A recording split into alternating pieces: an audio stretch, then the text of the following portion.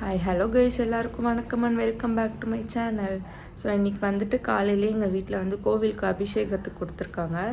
And இன்றைக்கி டேயில் சில பல விஷயங்கள்லாம் நடக்கும்னு நினைக்கிறேன். ஸோ நான் அதை விலாகாக எடுக்கலான்னு சொல்லிவிட்டு இன்றைக்கி ஸ்டார்ட் பண்ணியிருக்கேன். இப்போ டைம் வந்து கரெக்டாக 6:30 ஆக போகுது. இனிமேல் தான் போய் குளிக்கணும் கோவிலுக்கு போகிறதுக்கு. ஸோ இன்றைக்கி டேயில் என்னென்னலாம் நடக்குதுன்னு சொல்லிட்டு வீடியோவை மறக்காமல் ஸ்கிப் பண்ணாமல் பாருங்கள். நாங்கள் அபிஷேகத்துக்கு கொடுத்த இந்த கோவில் பார்த்திங்கன்னா எங்கள் வீட்டிலேருந்து வாக்கபிள் டிஸ்டன்ஸில், இதனால பாப்பாவை கூட்டிகிட்டு பணியில் போவேன்னு சொல்லிட்டு அம்மாவும் நானும் ஆட்டோ பிடிச்சி போயிருந்தோம். மார்னிங் 8 o'clock போல் அபிஷேகம்னு சொல்லியிருந்தாங்க. பட் நாங்கள் கோவிலுக்கு ஒரு 7:45 போல் ரீச் ஆகிட்டோம். வீட்டுக்கிட்ட இருக்க எல்லையம்மன் கோவிலில் தான் அபிஷேகத்துக்கு கொடுத்துருந்தோம். அம்மா வந்துட்டு காலையிலே இருந்து கோவிலில் கொடுக்குறதுக்காக பிரசாதெல்லாம் ரெடி பண்ணிட்டாங்க. பட் அது கொடுக்குறதுக்கான அந்த தொன்னை வந்து வீட்டிலே வச்சுட்டு போயிட்டாங்க. ஸோ நானும் டேடியும் வண்டியில் போயிட்டு அதை எடுத்துகிட்டு வரலான்னு கிளம்பிட்டோம். எப்பவும் போல் பாப்பா வச்சுட்டு நான் சீக்கிரமாக கிளம்பிட்டேன். ஆனால் என்னோடய ஹஸ்பண்ட் எப்பயுமே லேட்டாக தான் வருவாங்க. எங்கள் வீட்டில் இந்த விஷயத்தில் எல்லாமே ஆப்போசிட்டாக நடக்கும். உங்களுக்கும் இப்படி நடக்குமான்னு சொல்லிட்டு கமெண்ட் பண்ணுங்கள். சாமிக்கு நல்லபடியாக அபிஷேகம்லாம் நடந்து முடிஞ்சாச்சு. அபிஷேகம் பண்ணுறப்ப வீடியோ ஃபோட்டோஸ்லாம் எடுக்கக்கூடாதுன்னு சொல்லிட்டு அதை மட்டும் என்னால் கேப்சர் பண்ண முடியல. ஃபைனலி சாமிக்கு நாங்கள் வாங்கிட்டு போன சாரீ கட்டிக்கிட்டு இருந்தாங்க. பார்க்கவே ரொம்ப ப்ளீஸ்ஃபுல்லாக இருந்துச்சு.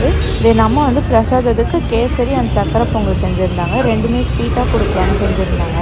நானும் அம்மாவும் எந்த ஒரு விஷயமா இருந்தாலுமே ஆக்டிவாக எழுதி செஞ்சுருவோம். இதே மாதிரி பெரிய பாளையத்துக்கு போகும்போதும் சரி, எவ்வளோ கேஜினாலும் நானும் அம்மாவும் ஷேர் பண்ணி பண்ணிடுவோம். நம்ம கையால் பண்ணுறப்போ அதோட சாட்டிஸ்ஃபேக்ஷன் லெவல் வேறு லெவலில் இருக்கும். வீட்டுக்கு வந்ததுக்கப்புறம் அம்மா மார்னிங் பிரேக்ஃபாஸ்ட்டுக்கு வடைக்கறி அப்புறம் காஃபியும் ஒரு சைடில் வச்சுருந்தாங்க. எங்கள் டாடிக்கு காலையில் காஃபி குடிக்கலன்னா அன்றைக்கி நாளே போகாது. தென் குளிக்க ஊற்றுற ஆண்டி வந்திருந்தாங்க. பாப்பாவை குளிக்க ஊற்றுறதுக்காக ஆரத்தி கலக்கிட்டு இருந்தேன். இன்னொரு சைடு ஸ்டவ்வில் வந்து சுடு தண்ணியும் வச்சுருந்தேன். காலையில் வீடியோ எடுக்க ஆரம்பித்தோம்ல, அதுக்கப்புறம் வந்து நிறையா வீட்டு வேலைலாம் இருந்துச்சு. அதனால் vlog வந்து கண்டினியூ பண்ண முடியல. இப்போ ஈவினிங் வந்துட்டு ஒரு முக்கியமான ஃபங்க்ஷனுக்கு போகிறோம் எல்லாருமே. என் தங்கச்சி வந்து ஐப்ரோ பண்ணால் தான் வந்து அவள் ஃபேஸ் அழகாக இருக்கும்னு சொல்லிட்டு நம்புகிறா. ஸோ நம்ம கூட்டிகிட்டு போய் ஐப்ரோ பண்ணி விட்டுட்டு ஃபங்க்ஷனுக்கு கிளம்பணும். ஆல்ரெடி டைம் வேறு ஆகிடுச்சு. பாப்பாவை கிளம்பணும், நாம் கிளம்பணும். அதுக்கப்புறம் பாப்பாவுக்கு வேறு இன்றைக்கி வீட்டில் வந்து ஃபோட்டோ ஷூட் பண்ணலான்னு பிளான் பண்ணியிருக்கோம். ஸோ அதுக்கு வந்து ரெடி பண்ணிவிட்டு ஃபோட்டோஸ்லாம் எடுக்கணும். எங்கள் வீட்டில் வந்து ஒரு 200 மீட்டர்ஸ்லேயே க்ரீன் ட்ரெண்ட்ஸ் வந்துடும். ஸோ எங்களுக்கு வந்து ஐப்ரோ பண்ணுறதுக்கு வந்துட்டு கஷ்டமே இருக்காது. தேவைப்பட்டப்பெல்லாம் பக்கத்துலேயே இருக்கும், போய் பண்ணிட்டு வந்துடுவோம். எனக்கு பேசிக்காகவே ஐப்ரோ பண்ணுறது ரொம்பவே பிடிக்கும். ஆனால் இருந்தாலும் அந்த வலி நினைக்கிறப்போ வந்து கஷ்டமாக இருக்கும். இருந்தாலும் போய் பண்ணிட்டு வந்துடுவேன். எப்படி இருந்துச்சு பெயின்? இங்கே வந்துட்டு ஏதோ ஆஃபராம், அவங்களும் ஏதோ சொல்கிறாங்க. ஆனால் ரேட்லாம் பார்த்திங்கன்னா 8,000 அந்த மாதிரி சொல்கிறாங்க ஹேருக்கு மட்டுமே. ஆனால் யாருக்குமே தெரியாது நாங்கள் க்ரீன் ட்ரெண்ட்ஸ்க்கு வந்து ஐப்ரோக்கு மட்டும்தான் வந்திருக்கோம் இது வரைக்கும்னு. ஏன்னா அது மட்டும் தான் பட்ஜெட்டாக இருக்கும், நல்லாவும் பண்ணுவாங்கன்னு சொல்லிவிட்டு நாங்கள் அதுக்கு மட்டும்தான் வந்திருக்கோம். ஆனால் நிறைய ஆஃபர்ஸ் போயிட்டுருக்கு. நீங்கள் நிறைய ஸ்பெண்ட் பண்ணுவீங்கன்னா கண்டிப்பாக வந்து செக் பண்ணுங்கள். ஃப்ரைடே மட்டும் வந்துட்டு இந்த ஆஃபர்னு சொல்கிறாங்க. இன்றைக்கி நாங்கள் ஃபர்ஸ்ட் டைமாக இவளை வச்சுட்டு ஃபங்க்ஷனுக்கு போகிறோம். ஃபங்க்ஷன் போயிட்டு நிம்மதியாக உட்கார முடியுமா தெரியல, சாப்பிட முடியுமா தெரியல. நிம்மதியாக போகலான்னு சொல்லிட்டு கிளம்பி போகிறோம், ஆனால் நிம்மதி கிடைக்குமான்னு தெரியல. ஸோ வந்து இவ எப்படி ரியாக்ட் பண்ணுறான்னு சொல்லிட்டு அங்கே போயிட்டு பார்ப்போம். ஸோ இப்போ டைம் ஆகிடுச்சு, கிளம்ப வேண்டிய நேரமும் வந்தாச்சு. ஃபேஸ் வாஷ் பண்ணிட்டு ட்ரெஸ் சேஞ்ச் பண்ணிட்டு கிளம்பலாம். ஃபங்க்ஷனுக்கு வியர் பண்ணிட்டு போக நான் இந்த ஒரு சாரீ தான் எடுத்து வச்சுருந்தேன். இது வந்து அம்மா எனக்கு தீபாவளிக்கு எடுத்து கொடுத்துருந்தாங்க. ஃபஸ்ட்டு தீபாவளிக்கு ஒரு சாரீ எடுத்து கொடுத்துருந்தாங்க. இது வந்து செகண்ட் தீபாவளின்னு ஒரு சாரீ எடுத்து கொடுத்துருந்தாங்க. ஆக்சுவலாக தீபாவளிக்கே இந்த ப்ளவுஸ் தைச்சி வந்துருச்சு. ஆனால் அன்ஃபார்ச்சுனேட்லி என்னால் அன்றைக்கி கட்ட முடியல பாப்பா வச்சுட்டு. இதுக்கு மேட்சிங்காக ஒரு இமிட்டேஷன் ஜுவல்லரியுமே வாங்கியிருந்தேன். ஒரு வழியாக சாரீ ஜுவல்ஸ்லாம் போட்டு முடிச்சாச்சு. இப்போ வந்து ஃபேஸ் மேக்கப் தான் போடணும். என் தங்கச்சி வந்து பெயிண்ட் அடிச்சிட்ருக்கா. நெக்ஸ்ட் நான் வந்து மினிமலான மேக்கப் போடலான்னு இருக்கேன். ஏன்னா இன்றைக்கி என் ஃபேஸே வந்து கொஞ்சம் க்ளோவாக தெரியுது, என்ன கதைன்னு தெரியல. பஸ்ஸு சவுண்டு வேறு. மெயின் ரோட்டில் வீடு இருந்தால் இதான் பிரச்சனையாக இருக்கும் போல். நான் ஓரளவுக்கு ரெடி ஆகிட்டேன். அம்மா பாப்பாவை தூங்க வச்சுட்டு அவங்களும் ரெடி ஆகிட்டு இருந்தாங்க. எனக்கும் ஹஸ்பண்ட்க்கும் இந்த மாதிரி ஓப்பன் ஹேர் வைக்கிறது தான் பிடிக்கும். பட் ஃபங்க்ஷனுக்கு இந்த மாதிரி போக முடியாதுல்ல, 4 பேர் 4 விதமாக பேசுவாங்கன்னு சொல்லிட்டு தலை நல்லா வாரிட்டேன். நானும் அம்மாவும் கிளம்பிட்டு வரதுக்குள்ளே பாப்பா முழிச்சிட்டேன். என்னோடய தம்பி தான் தொட்டிலேருந்து தூக்கி ஃபீட் பண்ணிட்டு இருந்தான். ஒரு பக்கம் அம்மா கம்மெல்லாம் போட்டு கிளம்பிட்டு இருந்தாங்க. என்ன தாத்தா சொல்லுங்கள் தாத்தா, என்ன பிரச்சனை உங்களுக்கு? என்ன பிரச்சனை? செயின் தான் போட்டிருக்கு. நீ இதோ பின்ன 10 போடுவாங்க. எங்கள் அம்மா நிறைய போட்டிருக்காங்க, எனக்கு போதும் போதுன்ற அளவுக்கு. சரி பார்க்குறேன். வீட்டில் பெரியவங்க எல்லாருமே கோல்ட் ஜுவல்ஸ்லாம் ஃபங்க்ஷன் போட்டு வர சொல்லுவாங்க. பட் இந்த ட்ரெஸ்க்கு இது நல்லா இருக்குன்றதுனால நான் இது வியர் பண்ணிக்கிட்டேன்.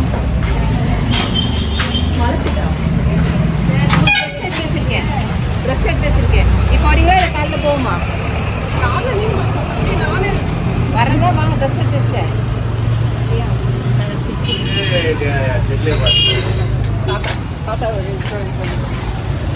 ஹாய் சொல்லுங்க.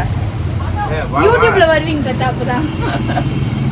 நானும் அம்மாவும் வீட்டுக்கு இருக்க ஆட்டோ ஸ்டாண்டில் ஆட்டோ பிடிச்சி பாப்பாவை கூட்டிகிட்டு கிளம்பிட்டோம். பாப்பா மோஸ்ட்டாகவே ட்ராவல்னாலே அழுதுகிட்டே வருவாள்.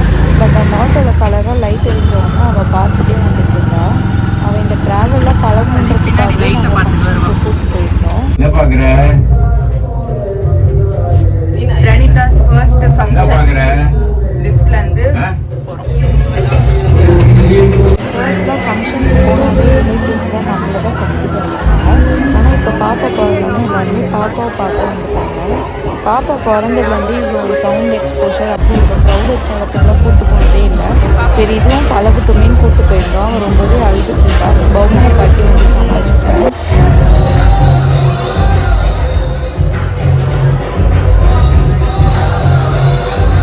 ஃபங்க்ஷனுக்கு ஹஸ்பண்டோட வீட்லையும் இன்வைட் பண்ணியிருந்தாங்க. ஸோ நாங்கள் எல்லாருமே போயிட்டு மேடையில் போட்டு எடுத்துருந்தோம்.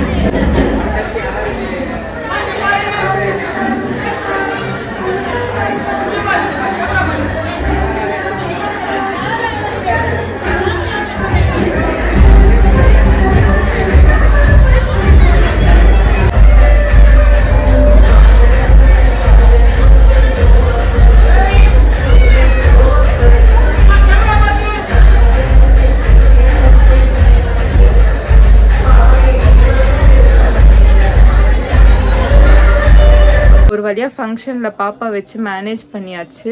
ரிட்டன் கிளம்புறதுக்குள்ளே மழை கொட்டி தீர்த்துருச்சு. நாங்கள் போகும்போது சுத்தமாக மழையே பெய்யல.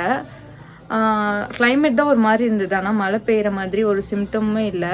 வரத்துக்குள்ளே உள்ளே இருக்கும் போதே எங்கள் டாடி கால் பண்ணுறாரு, மழை பெய்யுது ரொம்ப, என்ன பண்ணுறீங்கன்னு சொல்லிட்டு. அப்போ தான் எங்களுக்கு தெரியுது மழை பெய்யுதுன்னே. வெளியே எதுவுமே தெரியல. நாங்கள் ஃபங்க்ஷன் முடிச்சுட்டு வீட்டுக்கு வரத்துக்குள்ளே எங்களோட க்ளோஸ் ஃப்ரெண்டு ஒரு அங்கிள் வந்துட்டு இந்த சிட்டிங் சோஃபா வந்து பாப்பாவுக்கு வாங்கி கொடுத்துருக்காரு. பாப்பா பார்க்க தான் வந்திருக்காரு. ஆனால் நாங்கள் வெளியே போனதுனால இது மட்டும் கொடுத்துட்டு போயிருக்காரு. பாப்பாவுக்கு மோஸ்ட்லி வந்துட்டு நாங்கள் எந்த பொருளுமே வந்து வாங்கினதே இல்லை. எல்லாருமே என்ன வேணும்னு கேட்கும்போது சரி வேணாம்னு சொன்னாலும் கேட்க மாட்டாங்க. சரி நாங்கள் பாப்பாவுக்கு என்னென்ன எசென்ஷியலாக வேணுமோ அவங்கக்கிட்ட சொன்னால் அவங்களே மோஸ்ட்லி வாங்கி தந்துட்டாங்க. இந்த மாதிரி ஒரு குட் பர்சன்ஸ்லாம் எங்கள் லைஃப்பில் இருக்காங்கன்றப்போ அது ஒரு விதமான சாட்டிஸ்ஃபேக்ஷனாக இருக்குது. ஸோ நாங்கள் ஃபங்க்ஷன் போயிட்டு வந்த vlog இது தான். ஃபங்க்ஷனுக்கு போகிறது ஒரு பக்கம் இருந்தால் நாங்கள் வந்து கிளம்புறோன்ற பேரில் திங்ஸ் எல்லாம் இப்படி போட்டு கிளம்சி ஆக்கிடுவோம்.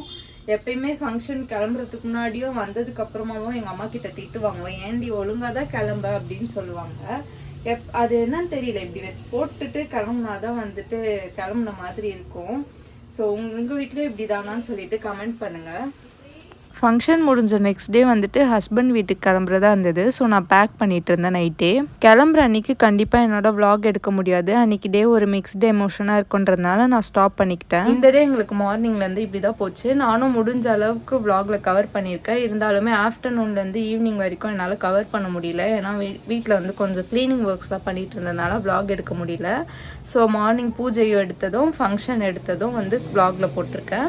ஸோ இந்த வீடியோ உங்களுக்கு பிடிச்சிருந்தா மறக்காமல் லைக் அண்ட் சப்ஸ்கிரைப் பண்ணிடுங்க. தேங்க்ஸ் ஃபார் வாட்சிங். பாய்.